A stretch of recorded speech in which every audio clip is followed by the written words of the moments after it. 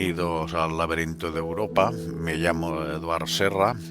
Hoy es 1 de septiembre del 2025 y bueno, y en este vídeo seguiremos explicando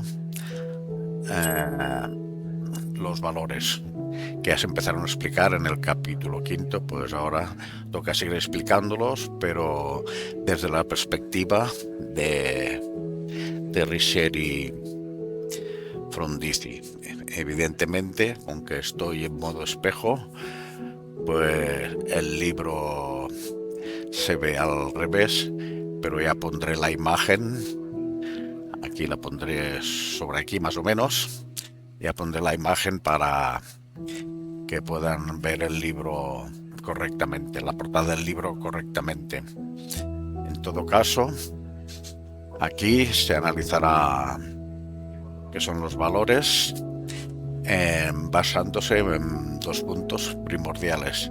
En primer lugar, o sea, estos son los puntos primordiales, pero no quiere decir que sean los únicos. Bueno, en primer lugar será el de relacionar valores y bienes, viendo la diferencia que hay entre valores y entre bienes, aunque a veces esta diferencia es vaga, y el de abordar la cuestión de la subjetividad o la objetividad de los valores. Así que estos serán los dos puntos centrales a partir del cual desarrollaremos toda la temática.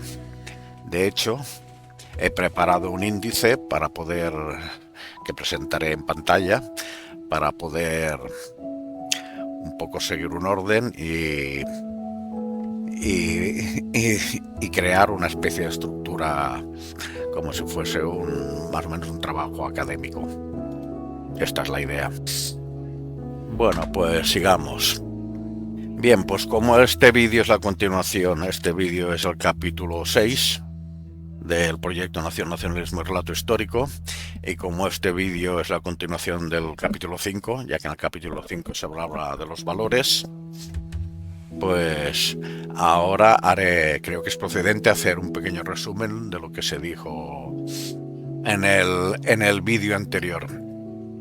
En todo caso, he de advertir que en el vídeo anterior, para poder explicar cómo funcionan las escalas de valores, no distinguía entre bienes y valores. En este vídeo sí que lo haremos. Intentaremos explicar la definición de bien y la definición de valor y qué diferencias existen.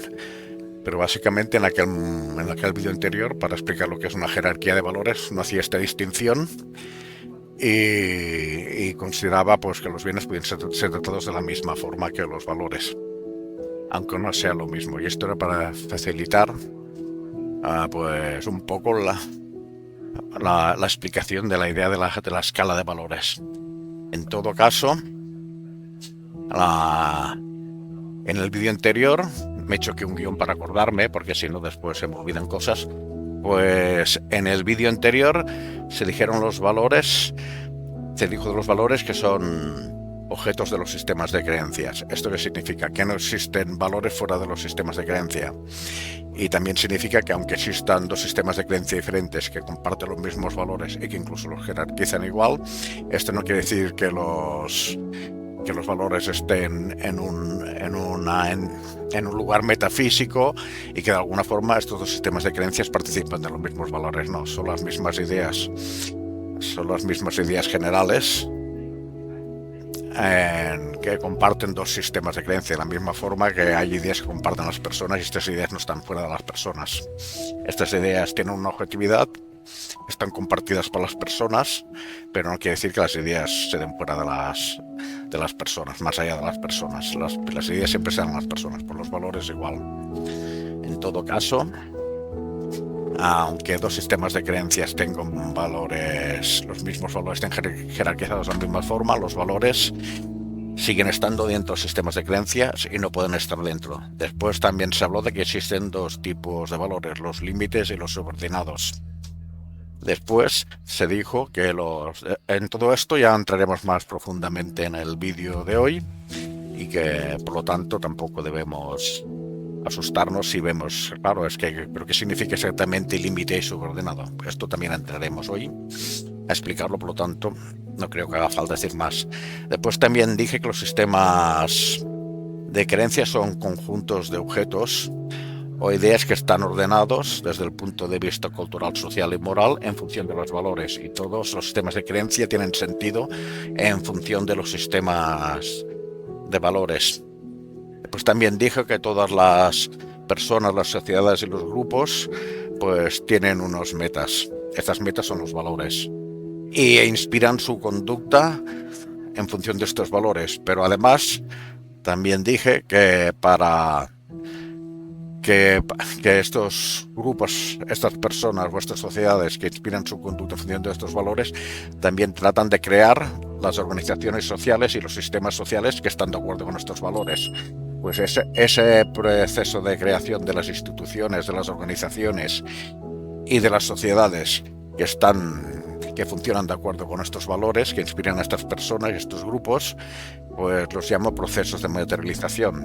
Después dije que estos procesos de materialización, pues si tienen un alcance lo suficientemente considerable como para afectar de una forma más o menos decisiva el decurso de la historia o el devenir de la historia, pues se llaman procesos históricos. Por ejemplo, las organizaciones obreras y los partidos obreros tenían un modelo de una sociedad justa, consideraban injusta la sociedad capitalista del siglo XIX y lucharon para crear un modelo de sociedad en los cuales los trabajadores participaran de una forma más activa en la o se beneficiaran también de la riqueza que producía el capitalismo, que no quedara solo en manos de los capitalistas, sino que hubiera un reparto más justo de la riqueza y de la renta.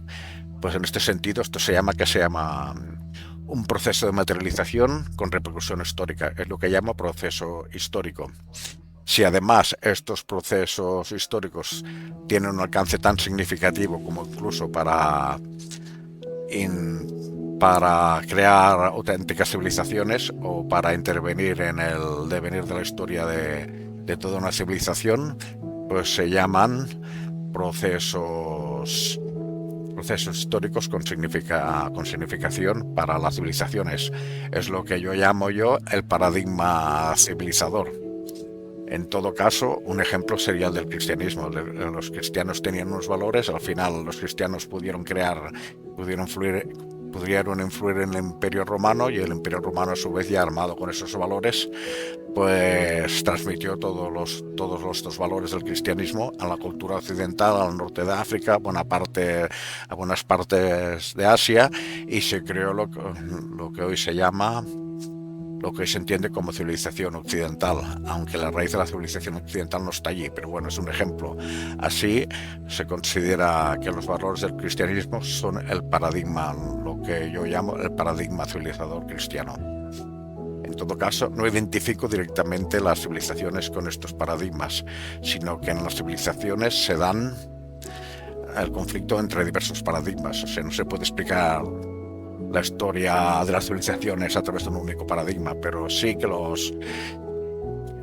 hay paradigmas que intervienen o que influyen en las civilizaciones, determinadas civilizaciones, de una forma mucho más decisiva, y que incluso acaban deconfigurando todos sus esquemas mentales y acaban creando modelos de sociedad más o menos parecidos, por lo que se refiere a las cuestiones morales, en todo el ámbito en el cual influye. Bueno, esto básicamente sería el resumen.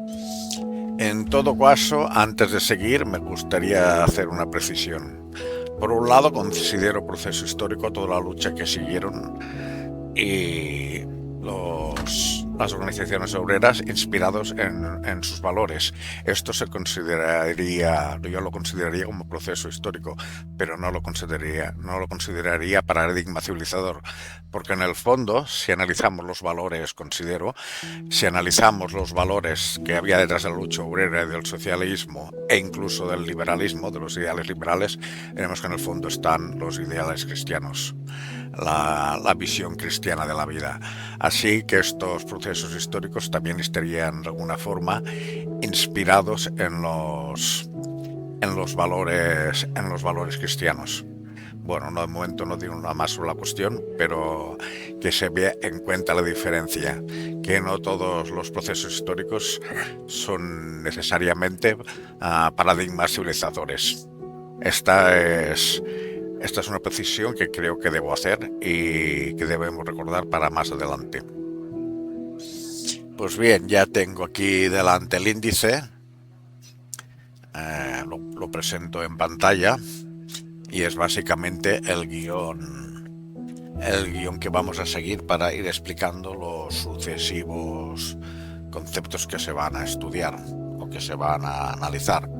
Y bueno, lo primero que decir que aquí las ideas están basadas en el texto de Riccieri y Frondizi de 1992, que son los valores, introducción a la sociología México, Fondo de Cultura Económica. Esto no quiere decir que todo lo que se diga aquí proceda de Riccieri y Frondizi. Básicamente sí, pero hay cosas que añado de alguna forma porque creo que se le puede añadir alguna idea a Riccieri y Frondizi que no acaba él de precisar. O sea, no es que el libro sea deficiente, lo que pasa es que tiene unas limitaciones y tampoco puede entrar en todo. No deja de ser una introducción al problema. Pero bueno, básicamente es eso lo que quiero que se tenga en cuenta, que casi todo lo que diré está basado en este libro, aunque haré aportaciones mías. Esta es la idea general. Bueno, pues el libro, estamos en el punto 1, pues el libro empieza por hacerse una pregunta, ¿por qué, más o menos, decir, ¿por qué valen las cosas? ¿Por qué las deseamos o porque son valiosas en sí mismas? Pues bueno, a partir de esta pregunta, pues Frondizi alza todo su explicación y toda su exégesis, todo su análisis. Bueno, lo primero que nos dice, estamos en el punto 2, es que los valores no son cosas ni bienes. O sea, en primer lugar, conviene distinguir entre un valor, una cosa y un bien. Una cosa no es necesariamente ni un bien y seguro que no es un valor. En primer lugar, distinguiremos entre bien y cosa. En todo caso, un bien, los bienes suelen ser cosas, la impresora, el coche, una casa, una cámara de fotografías, un terreno, un apartamento de oficinas, etcétera. Pues todo esto en primer lugar, son cosas y también son bienes. Son bienes porque de alguna forma tienen una autoridad para nosotros y apuntan a un determinado valor. O sea, nos refieren a un determinado valor. O sea, forman parte de un proyecto de vida de las personas. Mientras que las cosas no necesariamente. Por ejemplo, una piedra que está tirada en un camino, pues es una cosa que normalmente ignoramos. Caminamos cada día por montones de piedras, por encima de montones de piedras, y para nosotros esto no significa absolutamente nada, porque debajo de esos montones de piedras hay muchos más montones de piedras, y etcétera, y etcétera. Así que estas cosas, pues como las piedras no son bienes, y una impresora vieja y ya maltrecha, ya estropeada, deja de ser un bien y se convierte en un trasto, y un coche viejo ya solo es un bien para un chatarrero que a lo mejor le saca algún partido de los materiales, pero para el poseedor del coche ya deja de ser un bien, es al contrario, es un mal incluso que no sabe cómo deshacerse de él. Pues bueno, esto es básicamente la diferencia entre bienes y valores. Los bienes de alguna forma apuntan a algún valor, ya sea económico, ya sea social, ya sea espiritual, ya sea moral, mientras que las cosas no son.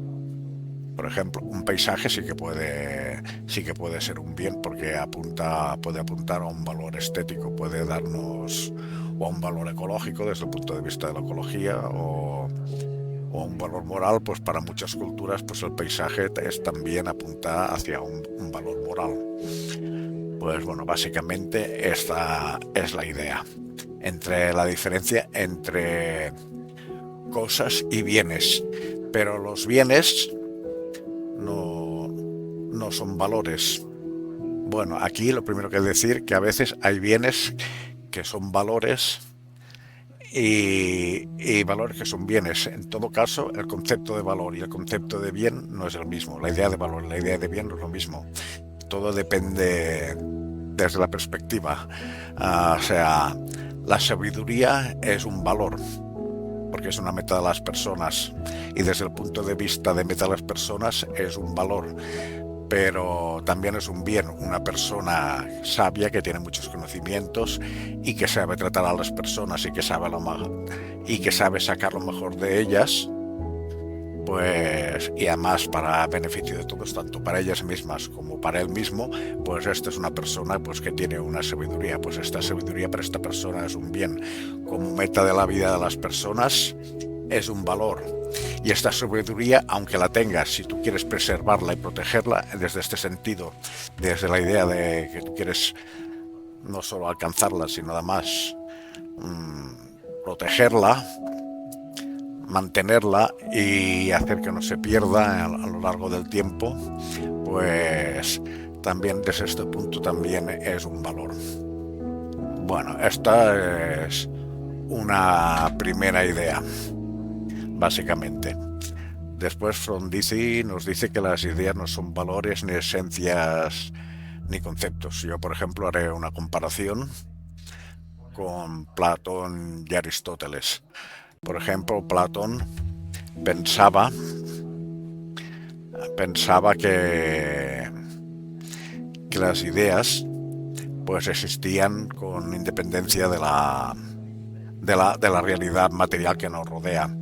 Y además no solo pensaba esto, sino pensaba que la auténtica realidad era aquella y nuestra realidad solo era una sombra de aquella realidad auténtica. Así el bien, el auténtico bien estaba en el mundo ideal, no en el bien de las personas, en el bien de las sociedades, en los bienes, en la bondad de los monarcas. Esa bondad del monarca pues solo era una sombra del bien como tal. Y la sabiduría, la auténtica sabiduría, el auténtico conocimiento estaba también en el mundo de las ideas. De alguna forma, también consideraba que una persona podía ser sabia recordando que el mundo de las ideas, de alguna forma tenía algún recuerdo de aquel mundo de las ideas, del cual producía su alma.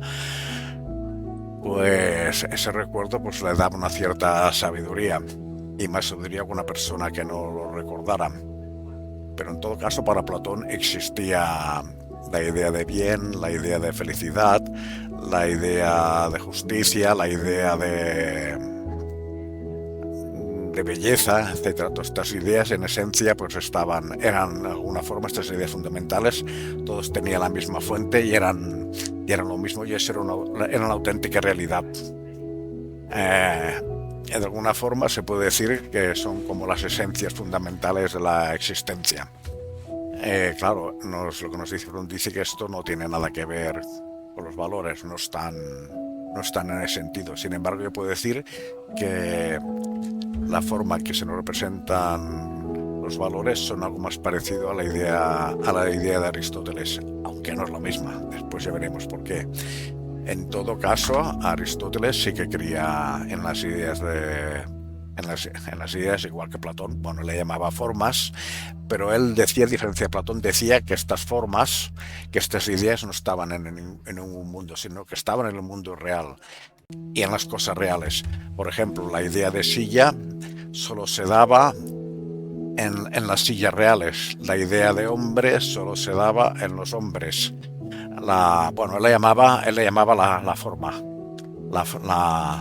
La forma de silla, la forma de bien, la forma de belleza, todo estaba en las cosas reales, en las cosas bellas, en los hombres buenos.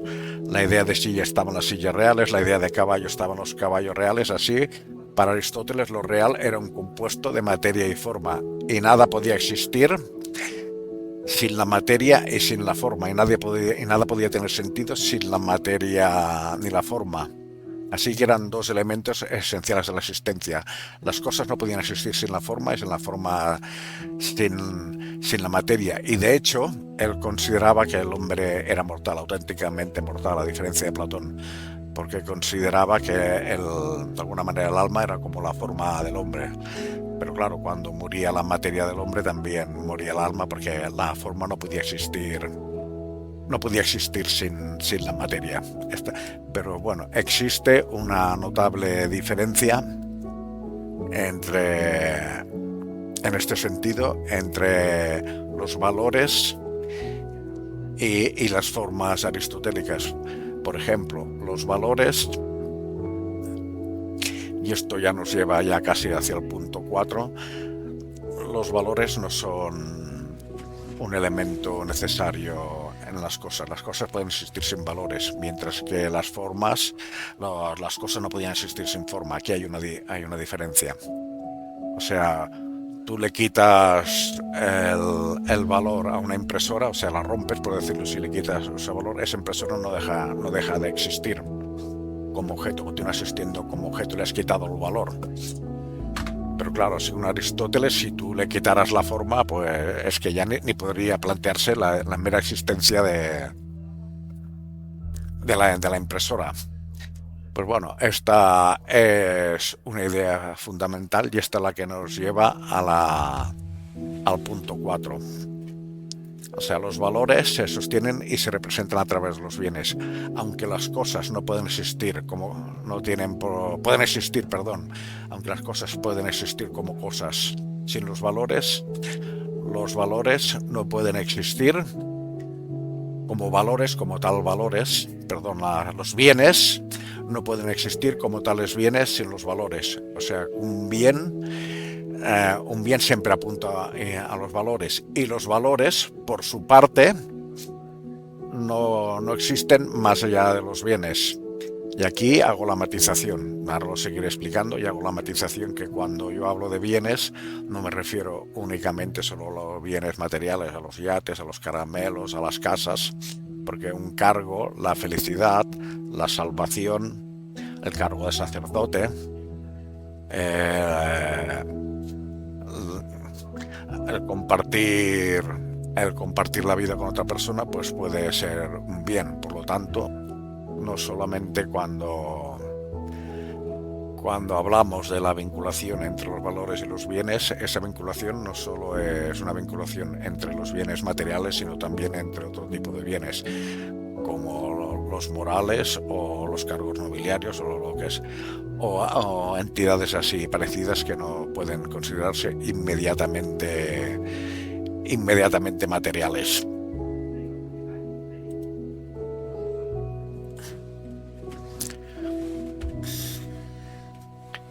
Bueno, así, de alguna forma, estamos en el punto 5, se puede decir que los valores son cualidades de los bienes, pero hay que decir que de alguna forma, porque estas cualidades no son muy distintas a las materiales, físicas o empíricas.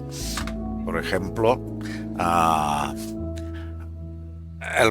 como he dicho, en primer lugar, la impresora no puede existir sino con determinadas condiciones materiales. O sea, la impresora pues ha de tener una altura, una anchura y un fondo. Igual que un cajón, igual que una mesa, de tener, bueno, una mesa, si miramos la parte plana, tiene un largo y un ancho. Pero bueno, si miramos ya con las patas, tiene una altura. Y bueno, pero los valores, como he dicho, no son así, porque las mesas pueden existir son los valores. Sin embargo, no por ello dejan de ser duras cualidades de los bienes. La belleza es una cualidad de un cuadro bello. La elegancia es una cualidad de un traje. La utilidad de un martillo es una cualidad de un martillo. También la belleza de un coche, pues es también una cualidad de un coche. Pero estas son cualidades que no están vinculadas directamente al objeto, sino que son cualidades que se desprenden del objeto en tanto que se relacionan con nosotros. Por ejemplo, los bienes, los objetos, pues tienen determinada determinada estructura, determinada forma, determinada composición, y hay composiciones pues que nos parecen bellas, hay otras que nos parecen horribles, pero nos parecen a nosotros, no es que el objeto sea por sí mismo. Si quitas a las personas que los contemplen, haces desaparecer a toda la humanidad, pues no tendrá sentido hablar ni de belleza ni de fealdad, porque no hay nadie que podrá valorar esa belleza y esa fealdad. Pero, sin embargo, esas cualidades de alguna aparecen y toman forma cuando se relacionan con nosotros. Claro, en cierto sentido, también aquí se puede decir que estas cualidades son puramente subjetivas. Después, en el tema de la subjetividad o la objetividad también se puede entrar, pero en cierta medida hay que tener en cuenta que los arquitectos, a la hora de construir una casa o un puente, podemos recordar el desastre del puente de Tacoma, que las corrientes de aire lo acabaron tirando abajo.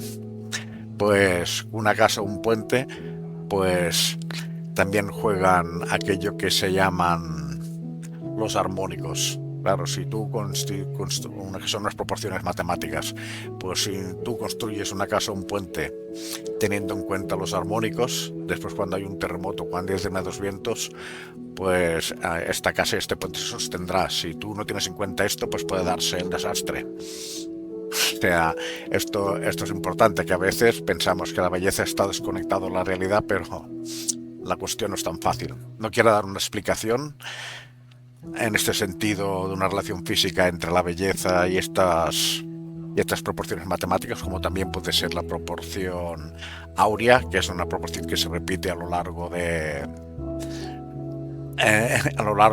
muchos elementos naturales, como por ejemplo las flores, como determinadas flores, como las galaxias, como los caracoles, y todo eso sigue más o menos la proporción áurea. Y bueno, y que un objeto tenga una proporción áurea y una armonía, pues puede hacer que a nosotros nos impresione los sentidos de una forma positiva. No sé explicar el porqué de esto, pero sí que es cierto que la proporción áurea se repite en la naturaleza, y cuando una obra artística pues tiene esta proporción áurea, pues suele parecernos bella. O sea, puede ser, bueno, o es uno de los factores que ayudan a que sea bella. En cualquier caso, son cualidades de los bienes, pero siempre que aparecen en tanto que hay alguien que sabe apreciar estas cualidades. O sea, no existen independientemente de la relación con las personas. Claro, y a su vez, una persona sabia, pues viviendo en un desierto sola, pues tampoco tiene mucho sentido su sabiduría. Porque, claro, la sabiduría también está en relación con un entorno social, con un entorno cultural, con un entorno moral. Así que una sabiduría fuera de determinado entorno social, pues tendrá un significado muy escaso. Bueno, esto más o menos lo que se viene a decir en el punto 5.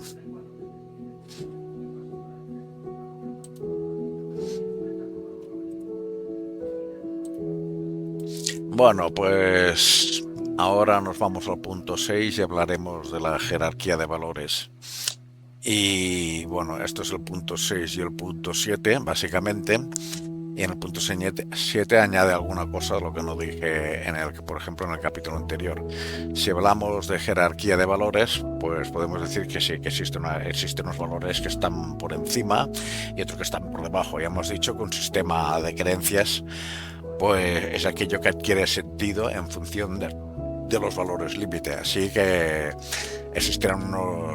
en una escala de valores existirán unos valores límite y unos valores subordinados. Y ahora pondré el ejemplo de una empresa. Y cuando hablo de empresa, este ejemplo se puede aplicar al de cualquier otra organización, a un hospital, a a una ONG, a un ministerio, a un gobierno, etcétera.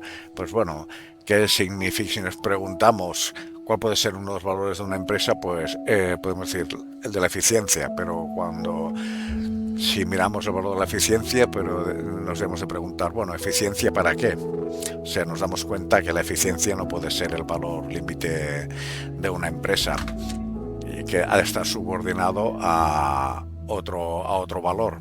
Y claro, el valor de la empresa, pues ha de ser el de dar un servicio a la sociedad.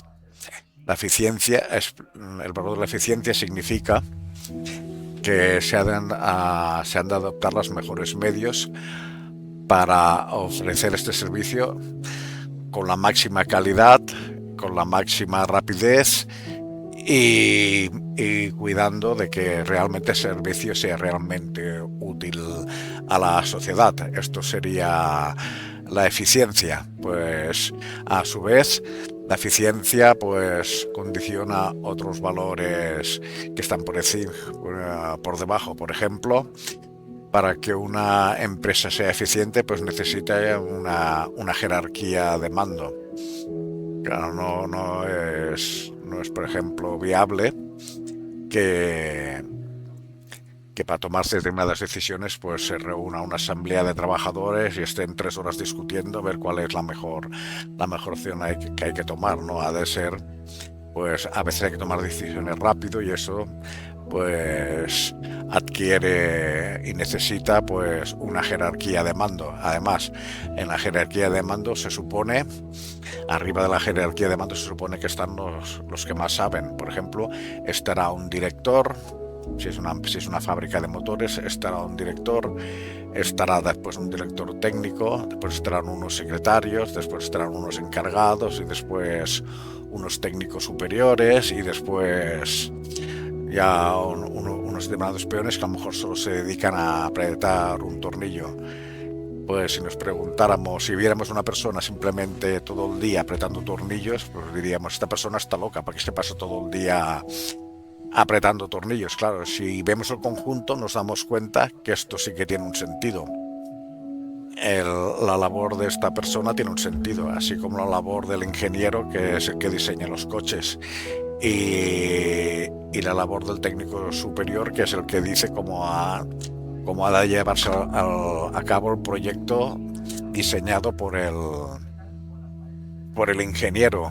Y a su vez el director y el gerente pues estarán encargados de ver el funcionamiento general y económico de la empresa, porque claro, ellos se darán cuenta que si esa empresa pierde dinero, pues al final no genera unos beneficios, pues al final esa empresa dejará de cumplir su servicio a la sociedad. Claro, si no genera beneficios y tiene pérdidas, pues se quedará sin dinero al final para poder dar este servicio. Por lo tanto, hay de cuidar que esta empresa tenga unos beneficios para que después se puedan reinvertir en la mejora del servicio, si puede ser, o al menos en el mantenimiento del servicio. Además, deberá pagar a sus accionistas, que son que nos han puesto su dinero ahí para que esta empresa siga adelante. Bueno, ya sean accionistas o ya sea dinero público. En total, tampoco se puede estar tirando el dinero público en servicios que no tienen ningún sentido. Pues básicamente aquí en esta empresa pues entendemos la jerarquía de valores, pero a su vez también nos hemos de dar cuenta que la sociedad pues tiene unos valores distintos. O sea, la empresa tiene que dar un servicio a la sociedad, pero claro, para dar este servicio ha de saber perfectamente cuáles son los valores que rigen la vida de esa sociedad. Claro, si no sabe cuáles son estos valores, no podrá dar el servicio de una forma eficiente, porque a lo mejor produce cosas que esta sociedad no demanda. Por lo tanto, ha de saber lo que demanda esta sociedad para darle el servicio que esta sociedad quiere y necesita. Por lo tanto, a su vez nos damos cuenta que aunque el valor límite de la empresa sea el servicio, a su vez al servicio de la sociedad, a su vez este valor límite está condicionado a los valores de la sociedad, que pueden ser, pues, por ejemplo, si en una sociedad guerrera, pues esta empresa tendrá que producir tanques. o aviones de combate, si es una sociedad muy guerrera, y si es una sociedad de conocimiento, pues tendrá que producir libros y ordenadores y otro tipo de bienes. O sea, tendrá que prestar su servicio pues en función de las necesidades de la sociedad. Y además tendrá que adaptarse a las circunstancias, porque estos valores pueden ir cambiando y puede, aunque deseen los mismos bien, a lo mejor los quiere con una estética diferente o con funciones añadidas, etcétera. Por lo tanto, la jerarquía de valores, ya vemos que aquí hay una jerarquía de valores dentro de una nación, que es una empresa, pero que a su vez esta jerarquía de valores pues depende de los valores sociales en la que esta empresa está inscrita, porque una empresa no es nada más que una función social, al igual que una ONG, al igual que una iglesia, al igual que muchas otras instituciones como el Estado, como los ministerios, etcétera. Son funciones sociales. En este sentido, aunque entendamos que cada una de estas organizaciones tiene su propia escala de valores en función con sus necesidades, ya que la función de una ONG no será la de dar dinero a sus accionistas, ya que no tiene accionistas, sí que tendrá que tener una eficiencia en el sentido de que ha de administrar los bienes y el dinero que tenga de la forma más eficiente para prestar su servicio social también de la manera más efectiva. Así básicamente vemos que aunque cada organización tenga sus valores, estos valores al final están supeditados a los valores límite de la sociedad en la cual desempeñan una función. Básicamente, esta sería una primera manera de entender la jerarquía de valores dentro de una sociedad. Pero la jerarquía no solo consiste en esto, ya que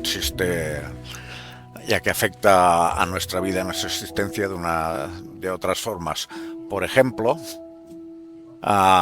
podemos pensar que divertirse pues es legítimo, que está muy bien divertirse, y que además podemos pensar que cada uno pues se podrá divertir como mejor quiera. O sea que veremos aquí que por un lado valoramos la libertad de las personas a pasárselo bien como quieran, y por otro lado valoramos la diversión. Pero bien, ¿qué sucede cuando hay unas determinadas personas que se divierten, pues por ejemplo, humillando a una persona en el barrio o en el trabajo, haciéndole moving, y estas personas se lo pasan muy bien y se divierten? Pues, ¿cuál es el problema aquí? Pues se ve inmediatamente, es que vemos inmediatamente que no es legítimo pasárselo bien a costas de maltratar o de humillar a otras personas. Por eso a veces decimos que estas personas que hacen esto pues no tienen valores. Bueno, en realidad, como dije en el vídeo pasado, esas personas sí que tienen valores, pero claro, son los valores del psicópata en todo caso. Pero bueno, aquí vemos en cualquier caso que aquí sí que existen unos valores, que tanto la diversión como la libertad se ha de supeditar a otros valores, que es por ejemplo el del respeto a las personas. En todo caso, aunque nadie nos puede obligar a respetar a una persona, porque yo, por ejemplo, puedo conocer a una persona que por su forma de ser y por su comportamiento pues considero que no me merece respeto, pues esto no me impide de alguna manera a tener que respetarlo de otra forma. O sea, de alguna forma pues estoy obligado a no tratarlo mal, a no humillarlo, e incluso a ayudarlo, aunque por mucho que poco respeto que tenga por aquella persona, ayudarlo cuando esté en un peligro inminente. Por ejemplo, si le vemos que está a punto de cruzar la calle y va a venir un coche, pues igual lo sujetamos al brazo para que el coche no lo pille, ¿no?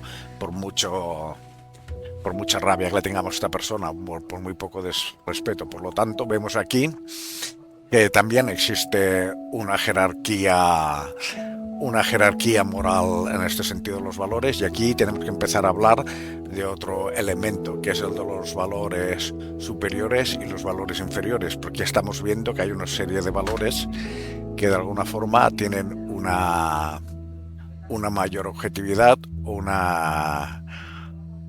y una menor subjetividad, mientras que hay otros valores que pueden simplemente pues considerarse subjetivos. Bueno, pues aquí estamos entrando en uno de los puntos cruciales del capítulo de hoy, porque tanto la objetividad como la subjetividad de los valores es uno de los puntos centrales que se deben tratar. En todo caso, vemos que por ejemplo, si encontramos una cartera llena de dinero y con el DNI con esa persona y con su dirección en ese DNI, pues podemos hacer una cosa: quedarnos el dinero o devolverla.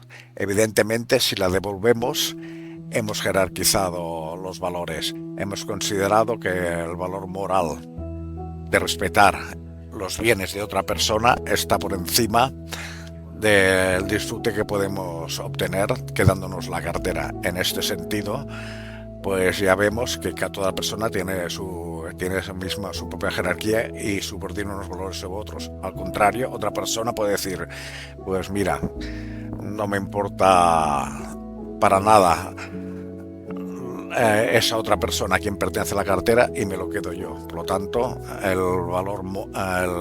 el criterio moral de respetar los bienes de otra persona, pues para esta persona no tiene ningún valor, y sí que tiene valor pues su propio sentido egoísta. O sea, para él es un valor superior su sentido egoísta que el deber, el supuesto deber de devolver la cartera. Así que vemos que también existe la jerarquía, no solo en el sentido expresado antes en el punto 6, sino en cuanto estamos hablando de valores superiores y valores inferiores en este sentido, aunque el problema de valores superiores y valores inferiores pues también puede ser relativo y merece ulteriores explicaciones. Bueno, pues si hablamos ya de valores superiores y de valores subordinados o inferiores, pues lo que vemos es que generalmente las personas suelen, tal como lo explica Frondizi en la página 20, pues las personas suelen elegir siempre en función de los valores superiores cuando tienen que elegir, a no ser que se den circunstancias extremas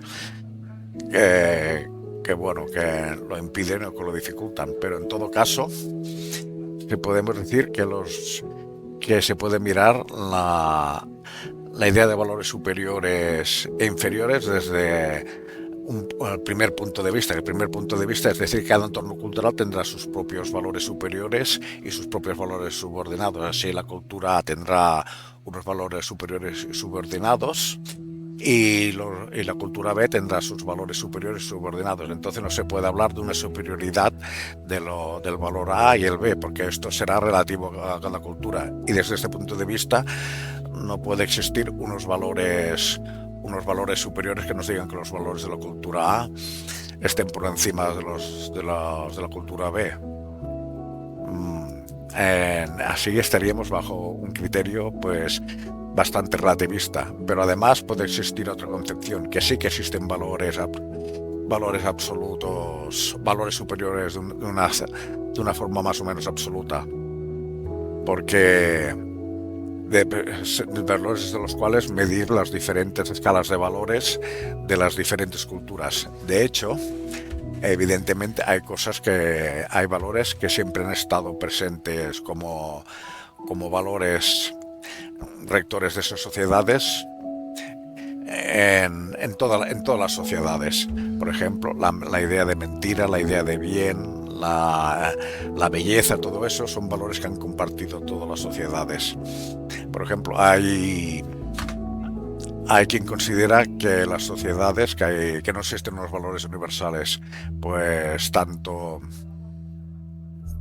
la psicología social de los valores, de diferentes autores de la psicología social de valores, que sí que existen unos determinados valores que se manifiestan de forma universal en este sentido y suelen ser lo que se llaman los valores superiores. Pues el bien, la belleza, la verdad, la sabiduría, etcétera. Pues estos valores más o menos lo comparten, aunque cada uno entienda lo que quiera como bien, belleza, verdad, sabiduría, pero estos valores más o menos han estado compartidos y pueden considerarse como valores superiores de una forma más o menos absoluta. Así esto sería la segunda manera de ver la jerarquía de valores. Y además las sociedades, de alguna forma, pues siempre han ordenado toda su vida social en función más o menos de estos valores, aunque los hayan jerarquizado de una forma distinta. También pueden existir que sociedades, claro, que, que jerarquicen el valor y las virtudes militares como un valor preponderante en su cultura. Pero eso, aunque existan sociedades de tipo que consideren que la violencia es un bien necesario y un bien útil y un bien en sí mismo, eso no quiere decir que estos valores no tengan su propia concepción de la verdad, que no tengan su propia concepción de la sabiduría, que no tengan su propia concepción del bien, etcétera. O sea, más o menos sí que hay unos valores compartidos por todas las culturas y en ese sentido esto pueden ya empezar a apuntar a que sí que existen una especie de valores más o menos que se pueden considerar absolutos, aunque esto, cuando analicemos la psicología asociada a los valores, entraremos un poco más a fondo en esta cuestión. Bueno, aunque en la cena anterior haya expresado una opinión más próxima a la de defender el postulado de que existen unos valores que podrían de alguna forma considerarse absolutas, aunque haciendo algunas precisiones y unas matizaciones, pues el desarrollo del trabajo exige que no se tome ninguna postura y que simplemente se limite a describir las dos posiciones y presentarlas como camino para resolver todos los problemas que nos hemos planteado. Básicamente esta es la idea que debe ser tenida en cuenta. Así, con ello hemos llegado al punto 8 y que dice que existen dos formas básicas de explicar la naturaleza de los valores. La objetiva, el valor de los bienes está presente en el objeto con independencia de nuestra relación con el bien. El valor vale por sí mismo. Además, la subjetiva, los bienes no tienen valor por sí mismos, el valor se lo conferimos nosotros, el valor no existe sin nosotros. Bueno, pues este es el punto de partida del siguiente desarrollo. Bueno, como estamos ya en el centro del trabajo, por decirlo así, en los temas que considero más esenciales, pues ya empezaré a tocar, a leer el libro y a explicarlo. Estoy en la página 141 del texto y bueno, nos empieza a hablar de las virtudes y los problemas del subjetivismo y del objetivismo en lo que se refiere al análisis, a la comprensión de los valores, y nos dice que el subjetivismo tiene razón cuando sostiene que no hay valor sin valoración. Esto es evidente. Si no hay nadie que se coma una comida, esta comida pues no tiene ningún valor, se queda ahí encima de la mesa y se va echando a perder y al final hay que tirarla a la basura. Pero dice que hierra al negar el elemento objetivo adicional. Evidentemente podemos valorar la comida y podemos añadirle el placer a la comida, a valorarla como un placer, como un bien que nos da placer, en tanto que la comida tiene las características necesarias, las condiciones necesarias, tanto químicas como organolépticas, que dicen los especialistas, para que nos dé buen sabor y podamos disfrutar de la comida y para que nos dé un cierto placer. Así le podemos añadir el valor del placer y de la felicidad que nos da disfrutar una comida con amigos, porque la comida tiene esta condición objetiva, estas propiedades estas propiedades subjetivas. No, si quisiéramos hacer lo mismo con una piedra o con un trozo de haya, pues no podíamos hacerlo porque no nos podemos comer un trozo de haya, además nos habla rayos. O lo mismo con un trozo de hierro. Si alguna vez habéis alguien ha tomado pues agua de una fuente con mucho hierro, pues la verdad que sabe a diablos, por lo tanto no podemos disfrutar de ello. Las condiciones objetivas de este agua tan ferrosa pues impide que nos la podamos beber y que disfrutemos de ella. Además puede ser tóxica. Por lo tanto, aquí se puede añadir valor a los bienes, en tanto que estos bienes tienen las condiciones subjetivas para que le añadamos valor. Por otra parte, también nos habla del objetivismo. Y dice, el objetivismo a su vez acierta al indicar la importancia de las cualidades subjetivas, que es lo que hemos explicado, pero se equivoca a dejar de lado la relación del sujeto frente a tales cualidades. Bueno, de alguna forma esto ya está dicho, porque si no hay nadie que disfrute de la comida, pues difícilmente la comida tendrá valor por sí misma, aunque tenga las cualidades necesarias para que tenga valor. Por lo tanto, el valor siempre aparece de la relación entre el sujeto y el objeto. Y, y el sujeto puede añadir valor al objeto porque este objeto tiene unas condiciones objetivas, pero a su vez el objeto sin aquel que le añade el valor tampoco se convierte en un bien.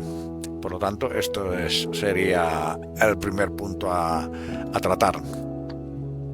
Bueno, después de la misma página, sigo página 141, nos explica los tres criterios básicos que utilizan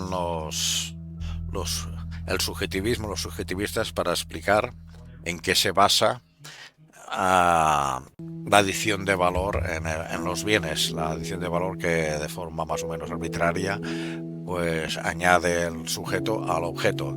Pues bueno, dice que las doctrinas subjetivistas coinciden en afirmar que la vivencia valorativa no capta el valor, sino que lo crea. Difieren cuando intentan señalar el tipo de vivencia. Para unos es el placer, para otros el deseo o el interés.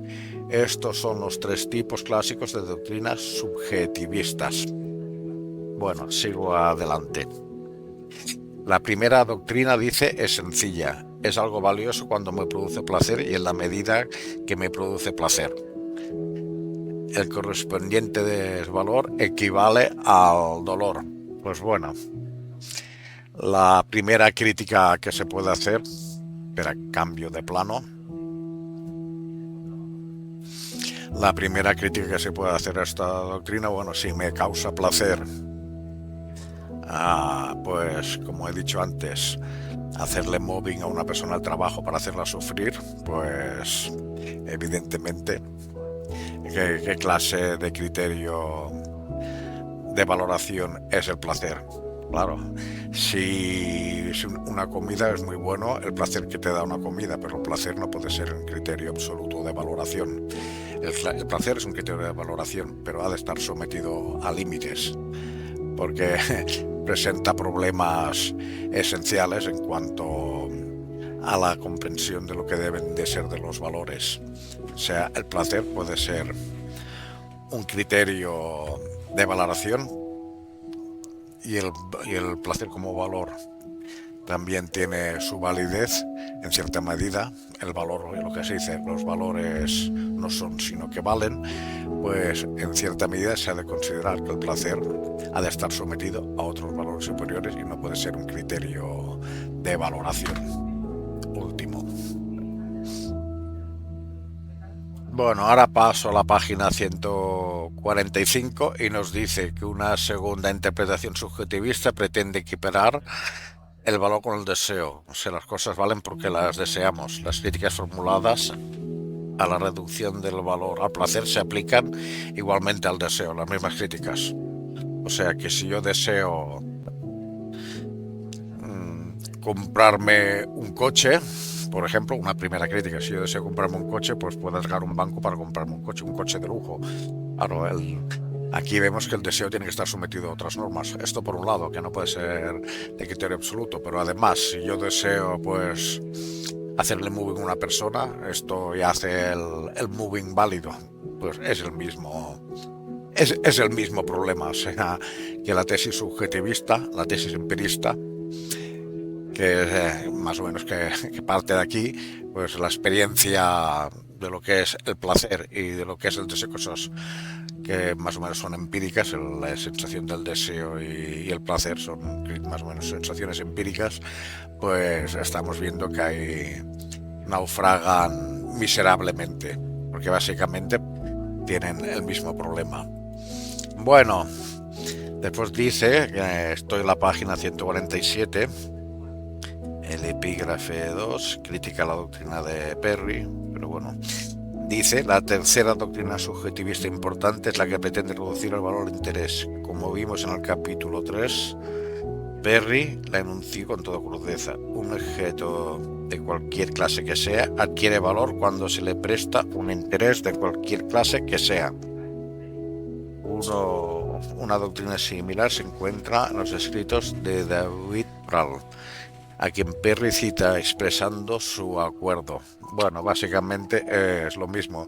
Podemos decir, en primer lugar, que si lo tenemos desde un punto de vista puramente individual, pues esto es fácil de refutar, porque a mí puede resultarme muy interesante ver cómo se tortura una persona, y bueno, esto hace que la tortura sea valiosa en absoluto. Evidentemente, sí, puede ser, a mí me puede interesar, pero este interés procede de un estado mental un poco enfermizo, básicamente, este interés. Pero también se puede decir, no, es que claro, es que si nos fijamos en un solo ejemplo, también, y esto se puede aplicar tanto a la cuestión del placer como a la cuestión del deseo. Pues bueno, aquí podemos decir, no, es que desde criterios empíricos se puede decir que la mayor parte de la gente, pues la mayoría de las personas, pues les va a repugnar espectáculos como ese. Por lo tanto, las cosas son valiosas también considerando de que la mayor parte de la gente que está en unas condiciones sanas, pues que tiene más o menos una salud mental normalizada, pues les va a ser repugnante pues ese tipo de espectáculos basados en el sufrimiento. Pero también puede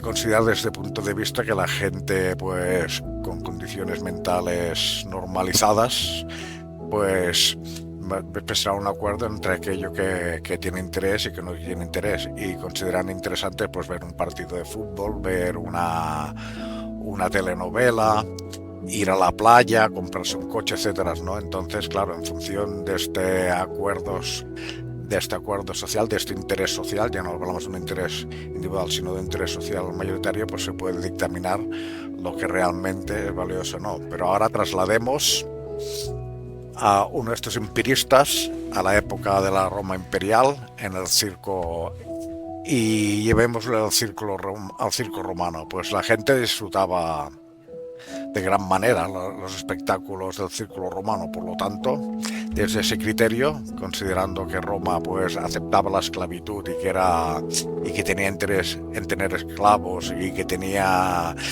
interés en que la gente sufriera en el circo y que se la comieran las fieras. Bueno, no sé si hay algo de leyenda en esto, pero algo de verdad hay. Pues tenía cierto interés en esto.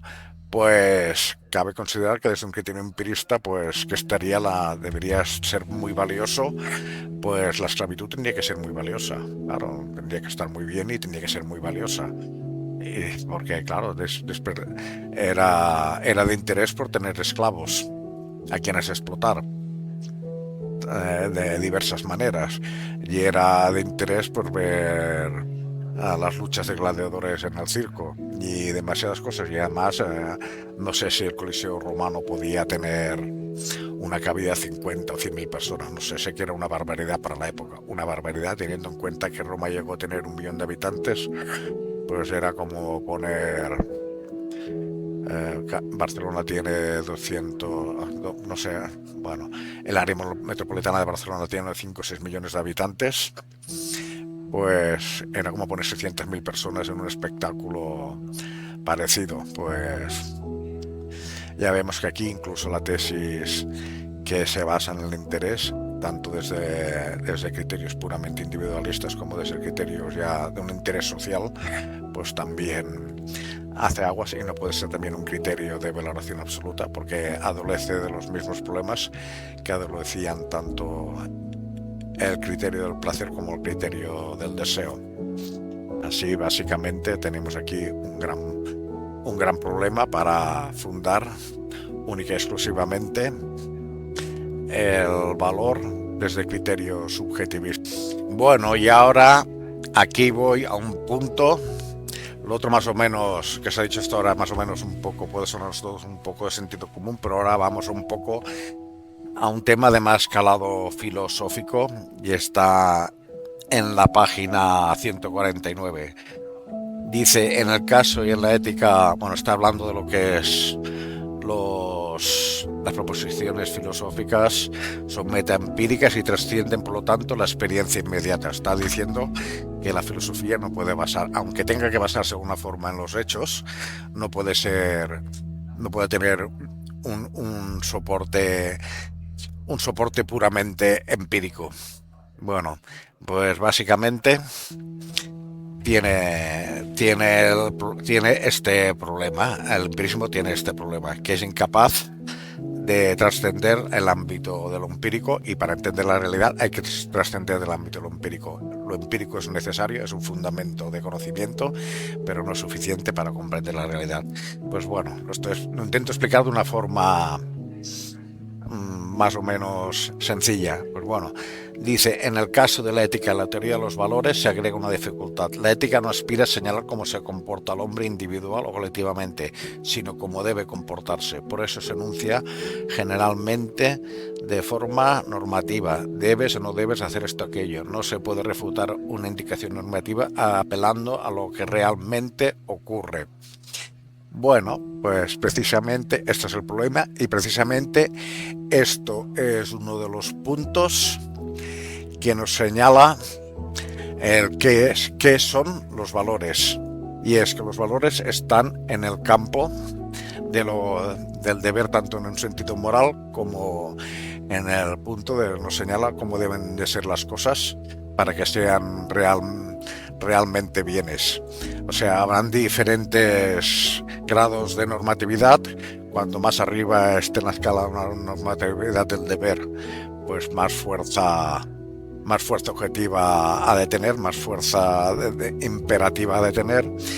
Y no es lo mismo decir cómo debe comportarse una persona, por ejemplo, que no puede robar, que decir cómo debe de ser una impresora. Tú puedes decir, no, una impresora, además de ser funcional, tiene que ser bella. Esto es opcional más o menos. Si queremos que sea bella, pues decimos, tiene que ser así, tiene que ser asá.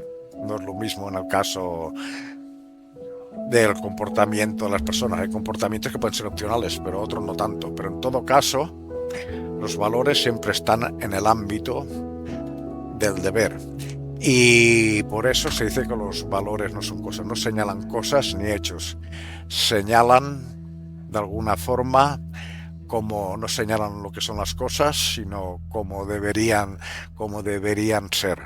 Y esto es un punto fundamental para entender los valores. No son los enunciados valorativos, no son enunciados descriptivos, son enunciados que de alguna forma nos dicen cómo debería ser el mundo, cómo debería estar hecho un trabajo universitario en atención a las normas, cómo debería comportarse las personas en determinados ámbitos.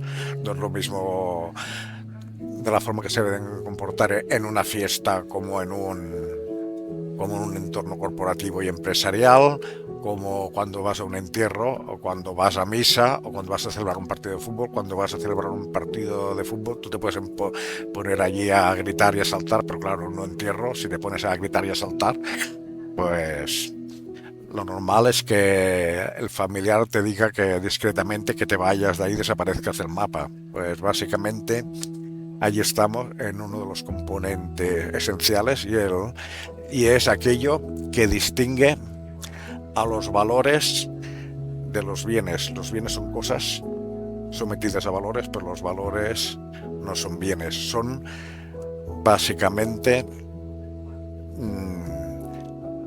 contenidos de deber, sometidos al ámbito del deber. No nos explican cómo son las cosas, ni de qué están hechas, ni cómo son, sino que nos dicen cómo deben ser. Son dos ámbitos diferentes, y no son bienes porque no son cosas, sino que son solamente enunciados de cómo deben de ser las cosas. Estas básicamente, y en este sentido sí que son creencias de cómo deben de ser las cosas. Sí, en cierto sentido sí que son ideas, pero eso se dice los teóricos de la filosofía, de la psicología asociada a los valores, que son creencias, y en este sentido sí que son ideas, no son en el sentido ideas de conceptos, de proposiciones matemáticas, por ejemplo, como he dicho antes, la idea de bien, pues el bien es así, esa, no es lo mismo la idea del bien que la bien como valor, como que prescribe las cosas. No es lo mismo decir que esto es bueno que decir que esto debe de ser bueno. Hay una distinción, y este es el campo que separa los valores de las cosas y de los juicios enunciativos de la ciencia. Básicamente es distinto, y por eso la ciencia, para que funcione, también ha de estar sometida a valores, porque también nos determina cómo deben ser las teorías científicas, cómo deben hacerse los trabajos académicos para que tengan una confiabilidad, y por eso la ciencia también está llena de valores, aunque los enunciados, aunque lo que traten de descubrir la ciencia pues sean hechos y tengan que explicar estos hechos a través de enunciados descriptivos. Pero incluso la ciencia está sometida a unos valores adecuados a su sistema de cultura. Bueno, ahora me voy a la página 151 y voy a enunciar a leer otro punto que es fundamental. Bueno, dice la experiencia, sí, página 151, la experiencia no queda excluida, pues, del campo de la ética, de la teoría de los valores. O sea, que me está diciendo que la ética y los valores no pueden renunciar a lo empírico, a la realidad empírica, a la realidad material, a lo real. Bueno, la ética aspira a regular la conducta del hombre, que es un hecho empírico, y la axiología se refiere a valores incorporados en bienes, que también son hechos empíricos. De ahí que no pueda volver la espalda a la experiencia. Una norma carece de sentido si no se puede cumplir. El deber supone poder cumplir con la exigencia, y esta es una cuestión empírica. O sea que a la hora de prescribir normativas, desde criterios valorativos, desde valores, desde criterios morales, se ha de considerar la realidad, la naturaleza del hombre, la naturaleza de los bienes, la naturaleza de todo lo que nos rodea, y no se puede prescribir aquello que es imposible cumplir. Por ejemplo, no se le puede pedir a una persona que trabaje 25 horas al día, o que nade durante 400 kilómetros. Esta persona pues acabará muy mal. En todo caso, aquí se ve que la condición de hombre ante la realidad también se contrapone algunas veces a los valores de las personas. O sea, uno puede tener sueños de un paraíso, pero como el paraíso es imposible, pues básicamente pues va a fracasar. O sea, así pues vemos que los valores han de tener una objetividad en este sentido. Y hay valores que, en tanto que entran en contradicción con la realidad, no pueden ser bajo ningún criterio, pues deben ser considerados como legítimos o válidos. Y esto es precisamente uno de los problemas que ha sufrido nuestra cultura en orden a cumplir unas determinadas profecías, en orden a cumplir unas determinadas exigencias, como por ejemplo la de construir el paraíso. Pues te encuentras que el paraíso no se puede construir, y como el paraíso no se puede construir, y como tú estás desde una posición dogmática en que se debe construir el paraíso, pues dices que si no se puede construir es porque hay gente malvada, llamémosle fascistas, que hay gente malvada que impide que se produzca el paraíso. Por lo tanto, ¿qué debemos hacer? Acabar con esta gente. Es que esta gente ya no son ni personas. Por lo tanto, debemos acabar con ellos. Pues bien, esto es el resultado de las concepciones de valores que al final tienen como meta determinadas utopías o determinados paraísos que no se pueden cumplir, porque la realidad tiene su condición dominante y siempre se nos opone y siempre se nos contrapone.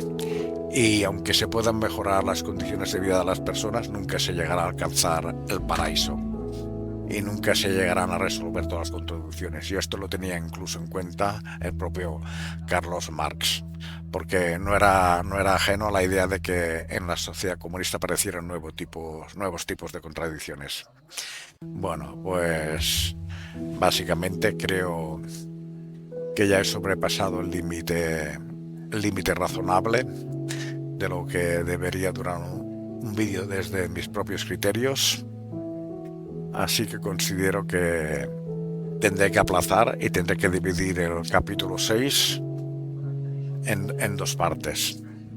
Así, de esta manera, pues queda el trabajo a medio hacer y ya se continuará en el capítulo 6 con los siguientes puntos. Bueno, pues dicho esto, ya solo queda emplazar a la audiencia a ver el siguiente capítulo y a ver los otros vídeos de mi canal si les apetece. Y en todo caso, solo quiero desear lo mejor a todo el mundo. Hasta la próxima y hasta el siguiente capítulo. Bye bye.